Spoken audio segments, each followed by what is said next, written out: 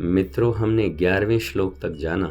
दुर्योधन अपनी सेना की विशेषता गुरु द्रोण को बता रहे हैं, किंतु गुरु द्रोण बिल्कुल शांत खड़े हुए हैं। वहां उपस्थित भीष्म पितामह ये सब देख रहे थे।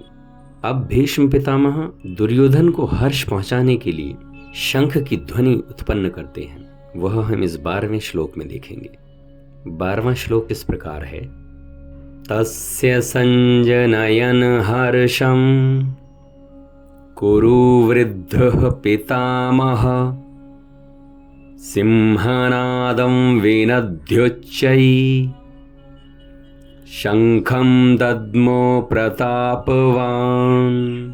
अर्थात संजय धृतराष्ट्र को बतला रहे हैं, कौरवों में वृद्ध बड़े प्रतापी पितामह भीष्म ने उस दुर्योधन के हृदय में हर्ष उत्पन्न करते हुए उच्च स्वर से सिंह की दहाड़ के समान गरज कर शंख बजाया।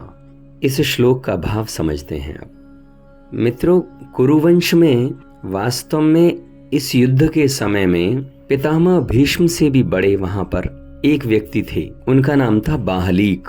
बाहलीक पितामह भीष्म के चाचा थे, यानी राजा शांतनु के छोटे भाई थे। फिर भी इस श्लोक में कुरु वृद्ध पितामह शब्द का इस्तेमाल संजय ने किया, क्योंकि कौरवों और पांडवों में पितामह यानी भीष्म अवस्था में बहुत वृद्ध होने पर भी तेज, बल, पराक्रम, वीरता और क्षमता में अच्छे से अच्छे वीर युवकों से भी बढ़कर थे। इसीलिए उनके लिए प्रतापवान शब्द का भी इस्तेमाल किया गया। एक्चुअली भीष्म पितामह शस्त्र और शास्त्र दोनों में ही निपुण थे, इसलिए भीष्म पितामह ज्ञान वृद्ध थे। ज्ञान वृद्ध होने के कारण संजय ने भीष्म पितामह के लिए कुरु वृद्ध विशेषण का उपयोग किया।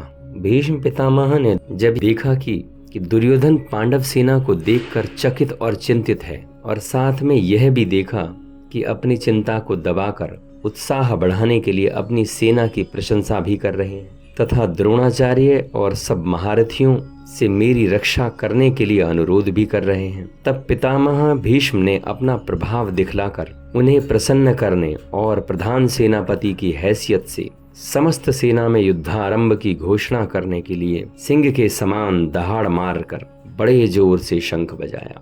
इस श्लोक में बस इतना ही। फिर मिलते हैं अगले श्लोक में। धन्यवाद।